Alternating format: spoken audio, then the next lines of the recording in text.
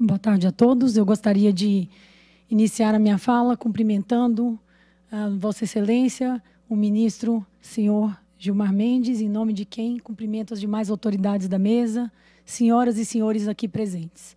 É uma honra muito grande para uma médica formada em escola pública, que teve a sua vida toda baseada no ensino de grandes escolas. Eu tive a oportunidade de estudar na Universidade de Brasília, aqui em Brasília, quando fiz a minha graduação.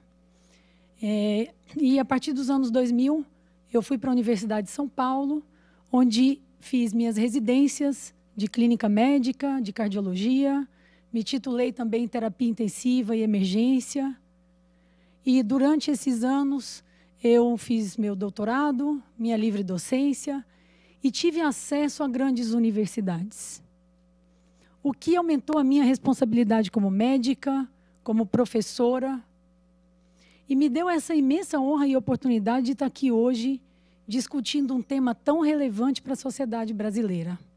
Eu gostaria de cumprimentar o ministro por tornar pública essa discussão e por ouvir as pessoas que estão reconhecendo que nos últimos anos nós sofremos muito com a redução da qualificação do profissional médico.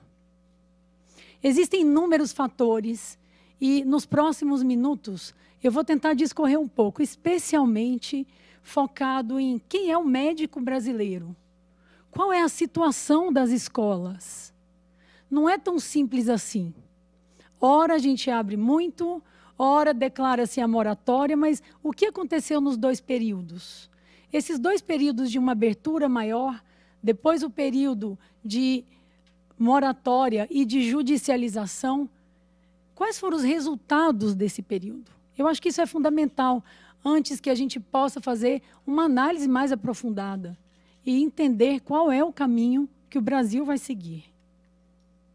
Então, nos próximos minutos, eu vou falar um pouco da racionalização, da contextualização dessa temática, qual é o retrato, a demografia do médico brasileiro, o que nós temos de escolas médicas no Brasil, se nós sofremos ou não o impacto da pandemia e se essa é uma discussão relevante nesse ponto, e que propostas eu tenho diante de todos os questionamentos aqui levantados da ADC, da ADI e dessa oportunidade que o Supremo Tribunal Federal nos dá de nos ouvir. Então, o objetivo dessa audiência pública é discutir a constitucionalidade de uma política pública que foi instituída em 2013. Ela visa o aperfeiçoamento da educação médica no Brasil. E ela também abre a oportunidade, essa audiência, para que a gente possa discutir sobre a formação médica e abertura de novas faculdades de medicina. Nós temos desafios a serem enfrentados. A gente precisa entender qual é a real oferta de médicos no Brasil, como é que isso tem evoluído, qual é a distribuição. A gente tem falado muito em heterogeneidade, mas qual é a possível resolução ou uma solução viável para isso nos próximos anos? Que recursos a gente precisa realmente para ter uma graduação em medicina de qualidade, que proteja a nossa população? Qual que é o impacto dessa política pública estruturada em 2013? Naquela ocasião, essa política pública, ela tinha alguns objetivos. Dentre eles, ela ampliou o número de vagas, ela ampliou o número de escolas, mas ela também aumentou o número de médicos vindouros de países externos. Era um momento epidemiológico que o Brasil vivia. Eu não posso pegar a realidade de 2013 e transpor sine qua non em 2022. A medicina é uma ciência de verdades transitórias. Ela muda de acordo com a epidemiologia, com a geografia, com a demografia. Algumas décadas atrás, nós discutíamos mortes no Brasil por causas materno-infantis, trauma e infecções. E hoje, os nossos grandes desafios são as doenças crônicas, são as doenças cardiovasculares, são o câncer, são as doenças neurovasculares.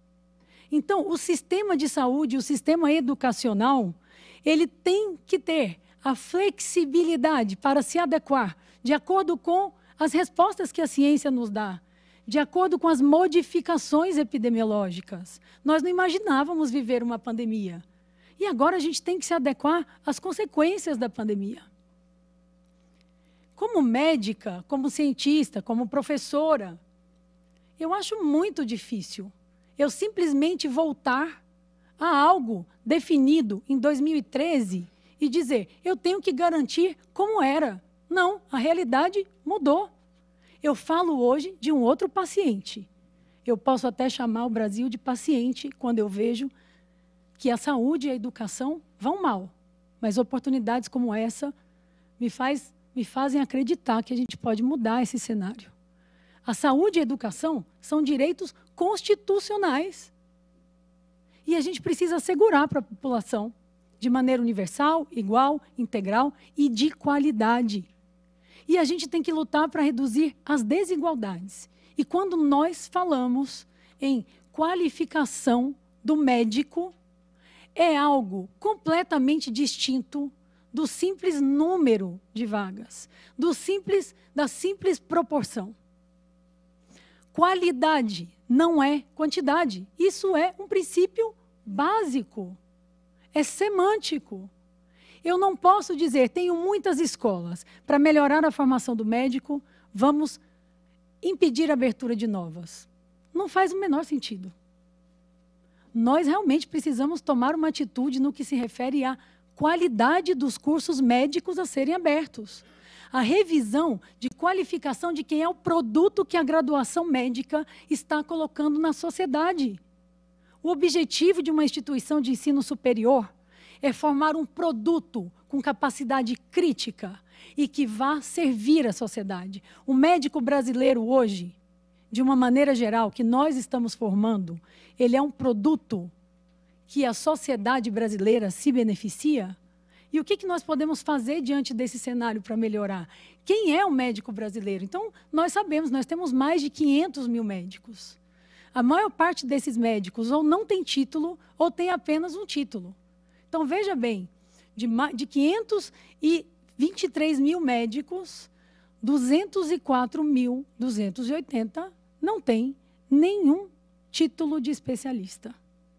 O título de especialista, ele qualifica um médico, ele treina no ambiente prático, ele faz com que a gente possa estar capacitado para atender as demandas da população. Será que tem a ver com o número de cursos? Quase a metade dos nossos médicos não terem título de especialista? Ou nós temos que nos aprofundar realmente na problemática, nas reformas estruturantes que a educação e a saúde realmente precisam ter? Nós sabemos que, nos últimos anos, a proporção de médicos cresceu, dissociada do crescimento da população. Isso é fato. Nós podemos ver que em 1970 nós tínhamos 42.718 médicos. E nós tínhamos uma população em torno de 71 milhões de brasileiros. Quando nós vamos para 2020, o número de 42 mil médicos passa para 500 mil. Esse aumento é de 11,7 vezes, mais de 1000%. E o aumento da população é de 2,2 vezes. Então, aumentou proporcionalmente o número de médicos em relação ao crescimento populacional. Isso é um demérito ou foi uma necessidade? Em 2013, nós podemos ver que há um salto. Era um momento epidemiológico no qual era necessário. Então, houve uma ampliação do número de vagas. E de lá para cá, esse número continua crescendo. Quando nós olhamos nesta figura, nesta análise, nós podemos observar que, de uma maneira geral, o número de médicos cresce, gerando uma proporção em torno de 2,38 médicos para cada 1.000 habitantes. Qual é o número adequado? Qual é o número adequado? Existe um número? A OCDE, que todos os senhores conhecem, é uma cooperação internacional de 37 países que visa discutir os problemas e tentar impor soluções. A OCDE acha determinante que não haja um número, porque isso é individualizado, depende do país. depende da necessidade circunstancial, temporal, relacionada com a epidemiologia. Não há um número. O número ideal é 4, é 3,5. 2,38 é muito? Nós não podemos afirmar. Quando nós olhamos por que esse número cresceu nos últimos anos, então a gente vai entender um pouco. Em 2013, o programa Mais Médicos, ele procurou obter a reordenação da oferta dos cursos de medicina, tentando, com os cursos de medicina, diminuir uma heterogeneidade. Porque o médico, o profissional de saúde, ele procura a região sudeste, a região centro-oeste, a região sul, em detrimento das regiões norte e nordeste. Por quê? Muito pela estrutura, muito pela condição de trabalho, muito pela remuneração. Entretanto, a visão e a interpretação daquele momento fez com que, no programa Mais Médicos, buscassem editais, chamamentos públicos para tentar povoar essas regiões com uma menor proporção de médicos por 1.000 habitantes de cursos de graduação. Só que isso não funcionou, porque o aluno, ele não fica onde ele faz graduação. Menos de 30% dos alunos fica onde ele faz graduação. Ele vai buscar uma residência mais qualificada, ele vai buscar condições de trabalho.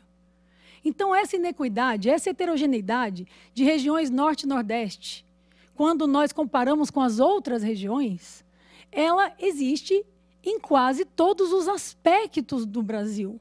Em educação, em saúde pública, em condição de saneamento, e não poderia ser diferente com a procura e com a permanência do médico nessas regiões. Não é abrindo edital de chamamento para o norte que eu vou garantir assistência médica qualificada. Ao mesmo tempo, o programa Mais Médicos procurou dar uma ênfase no aperfeiçoamento de médicos na saúde primária, inclusive por meio de intercâmbio internacional. A gente sabe que nós tivemos uma entrada no país de mais de 1.000 médicos provenientes de Cuba. Foi uma necessidade do momento. E também a deliberação de 2013 era que a liberação, a aprovação para a abertura de novos cursos de medicina estivesse condicionada a um chamamento público, especialmente por conta deste chamado de atender à regionalização. E então, em 5 de abril de 2018, no governo do presidente Michel Temer, ministro da Educação, ministro Mendonça Barros, eles determinaram, por 5 anos, a suspensão dos cursos de medicina, valendo, então, a partir de 5 de abril de 2018. E qual era a justificativa para que fosse suspensa a abertura de novos cursos e de novas vagas para médicos? A justificativa era que era o momento de interromper a abertura de novos cursos para que se avaliasse e se adequasse à formação médica. E aí, o que aconteceu nesse período? Cadê os resultados da adequação da formação médica? Não temos. Provavelmente porque as deliberações em relação à saúde e educação não são hoje reconhecidas como política de Estado. Os governos mudam e as ideias ficam para trás. Então, nós não sabemos se a interrupção da abertura de novos cursos resultou em uma análise aprofundada e uma revisão da qualificação. Nós não temos esses dados. Não é isso que nós vimos. O que nós vimos é o que essa figura mostra. Uma desproporção que nós já sabíamos que existia, e mesmo com a moratória definida em 2018, a desproporção continuou. Então, a gente impediu a abertura de novos cursos de medicina. Entretanto, continuamos vendo uma concentração maior de médicos nas regiões com maior poder aquisitivo, com um número maior de habitantes, como é o caso de Sudeste, Centro-Oeste e Sul. E quando nós olhamos os dados da OCDE, no primeiro gráfico, o número de médicos por 1.000 habitantes, no segundo, o número de médicos por 10.000 habitantes. Então, nós ainda vimos que o Brasil, em termos da média da OCDE, está muito inferior. Então, eu não posso aqui mostrar, baseado em números, ou defender que o nosso número de médicos está além e que fechar ou impedir a abertura de novas escolas seria uma solução para a qualificação dos médicos e para atender melhor a população. Nós entendemos também que há um processo de um aumento do número de mulheres cursando medicina. Então, esse é um fato. A gente precisa conhecer a demografia, quem é um médico brasileiro. Então, nós vimos nos últimos anos um aumento da procura e da entrada nos cursos de medicina de pessoas do sexo feminino. Como vemos hoje que a maior parte dos médicos brasileiros, eles se encontram entre os 25 e os 50 anos de idade. Então, se nós pudermos observar esse gráfico, nos últimos anos, nós podemos observar a crescente progressiva entrada de mais mulheres no curso médico. Nós podemos observar que a mediana de idade das mulheres é menor do que dos homens. A mediana, ou seja, a maior parte dos homens médicos no Brasil está em torno de 45 anos e as mulheres em torno de 35 anos. E onde é que estão essas escolas médicas e essas novas vagas? Muito mais nas capitais do que no interior. Ou seja, a moratória, ela não reduziu os problemas. É claro, houve judicialização, nós estamos discutindo isso, nós devemos evitar isso, porque nós estamos procurando nos aprofundar nos temas para que a gente tenha critérios bem estabelecidos, para que a gente evite que haja um fura-fila, uma transformação da medicina em um balcão de negócios. Entretanto, a gente tem que olhar com muita cautela. Veja o que acontece, onde o médico está? Em municípios mais populosos, que são mais ricos, que têm mais estrutura, que têm melhores salários. Então, esse é um ponto a ser discutido com profundidade. O que nós vamos fazer para tentar diminuir esta inequidade? Nós também podemos observar que, nos últimos anos, há um aumento do número de especialistas quando nós comparamos com o médico generalista. Num momento que nós sabemos que nós devemos enfocar na saúde primária, na prevenção. Então, nós também deveremos atuar nesse aspecto. Hoje, existe um crescente número de especialistas quando nós comparamos com o médico generalista. E quando nós olhamos a quantidade de escolas médicas, hoje nós temos 357 escolas médicas, a maior parte está concentrada nas regiões Sudeste, Centro-Oeste e Sul, e a maior parte delas é privada. E nós podemos observar que depois de 2013, esse aumento do número de alunos formando em medicina por ano, ele é exponencial, chegando a quase 32 mil em 2020, data de última análise desse estudo que foi realizado entre o Ministério e a Universidade de São Paulo. Nós temos aqui, observando um número progressivamente elevado da abertura de cursos de medicina e de novas vagas. E nós também podemos observar que esse aumento, especialmente nos últimos 10 anos, ele predomina de escolas privadas e não de públicas. E a qualidade do médico? O que nós fizemos para melhorar a qualidade do médico? A gente tem que dar um passo atrás e discutir o que nós podemos fazer para melhorar a qualidade do médico e para avaliar esse produto que vai para servir a nossa sociedade. Primeiro aspecto, o aluno tem que ser avaliado. O segundo aspecto é que a instituição, a faculdade de medicina, também tem que ser avaliada. Quanto à sua estrutura, se ela tem laboratórios, consultórios, bibliotecas, acervo, produção científica, se ela tem hospital, se esse hospital tem bons desfechos, se a mortalidade é abaixo da mortalidade média de hospitais e instituições semelhantes. Se tem uma residência, isso é fundamental. Isso qualifica a formação do graduando médico. Então, nós precisamos priorizar a abertura de escolas que tenham hospitais e que tenham programas de residência. E, idealmente, que tenham pós-graduação estrito sensu. e nós vamos qualificar. O mais importante é que a gente consiga avaliar a escola e o aluno, também passando por uma avaliação das diretrizes curriculares, de como é a formação médica. Ela é humanística, ela é dentro dos princípios éticos. Essa instituição proponente, ela confere adequação e qualidade das atividades assistenciais de ensino, pesquisa e inovação? Qual que é a qualidade desse produto formado? Quais são as taxas de aprovação nos cursos de residência? Como é que o Brasil não vai ver o que aconteceu com determinada escola médica nos últimos 4 anos, que quase ninguém foi aprovado nas provas de residência? Essa escola médica tem autorização para continuar formando esse médico? Qual que é o papel social? Existem acordos, colaboração? Como é que a instituição privada pode ajudar a instituição pública? É importante que o aluno de medicina ele esteja permeando entre instituições públicas e privadas. Essa é a realidade do médico brasileiro. Nesse estudo de demografia, o médico brasileiro tem, em média, 3 a 4 empregos. É utópico imaginar que o médico brasileiro trabalhe em uma única instituição.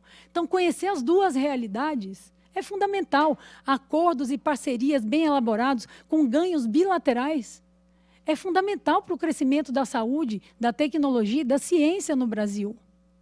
Nós podemos fazer isso por meio de instituição de comissões de acreditação, assim como da instituição de uma comissão de avaliação periódica, com auditoria e sujeita a penalidades. E eu chamo a atenção para o exemplo da pós-graduação no Brasil. A CAPES, após as avaliações, que inicialmente eram trienais e agora são quadrienais, ela avalia com critérios rígidos, com uma comissão sem conflito de interesse, com professores altamente qualificados, quase 3.000 cursos de pós-graduação, a cada 3 anos, a cada 4 anos. Por que nós não vamos conseguir avaliar 357 escolas médicas? Essa avaliação da CAPES, ela é fundamental. Eu sou coordenadora do curso de pós-graduação de cardiologia da Faculdade de Medicina da USP. Nós crescemos com a avaliação da CAPES. Nós buscamos melhorar, não para obter a nota, mas para obter o certificado de excelência, porque isso é o que uma universidade procura. Doutora Ludmila, ia pedir que encaminhasse para o encerramento. Nós todos estamos ouvindo com muito encantamento, mas eu tenho, inclusive, perguntas para lhe fazer em seguida, mas pediria que... Terminando, ministro. Obrigada e desculpa. Por fim, nós temos uma prova denominada ENAD, que ela não é obrigatória, ela é aleatória, mas eu trago aqui os resultados mostrando qual que é a qualidade desse médico. É uma avaliação ainda muito pequena diante das necessidades de avaliação, mas as notas, como nós podemos ver, das instituições públicas são melhores do que das instituições privadas, mas o número de médicos avaliados é muito pouco. E a residência, como já falei, é um item importantíssimo. Nós temos em torno de 15 a 20 mil residentes de R1, R2, R3 a cada ano, dentre uma proporção de 31 mil médicos ou novas vagas por ano. Nós vimos nos últimos anos o aumento do número de processos por erro médico e nós estamos vivendo uma evolução da medicina que ela transcende o número de vagas. A velocidade do conhecimento, ela cresce em proporções geométricas. Nós deveremos fazer adaptações temporais e regionais. Nós temos que investir em tecnologia e inovação. Nós temos que focar em saúde primária, na formação humanística deste médico, e este médico tem que entregar ao seu paciente a medicina baseada em evidências, que é pautada na melhor evidência dentro do processo científico de análise crítica, além do julgamento clínico, respeitando os valores e as preferências dos pacientes. Em conclusão, as minhas propostas diante desse cenário são estabelecer critérios rígidos para avaliação da abertura de novas faculdades de medicina, por meio da instituição de uma comissão qualificada sem conflitos de interesse, sem a necessidade de chamamento público, mas que agisse em forma contínua, em torno de 120 dias para uma avaliação e uma resposta.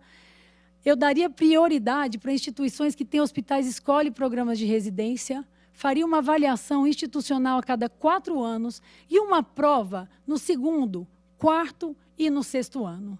E, para terminar, eu menciono os princípios que William Osler colocou na nossa prática médica desde o século XIX. Ele já mencionava que uma das razões de introduzir uma rotina de passagem de visita nas enfermarias era a forma frouxa e desleixada de conduzir escolas de medicina. E nos ensinou que a prática da medicina é uma arte, não é um comércio. É um chamado e não um negócio. É um chamado no qual seu coração será exercido igualmente com a cabeça. O bom médico, ele trata a doença. O grande médico trata o paciente que tem a doença. E a medicina é aprendida à beira do leito, não nos anfiteatros. A gente precisa de estrutura e qualidade. Muito obrigada.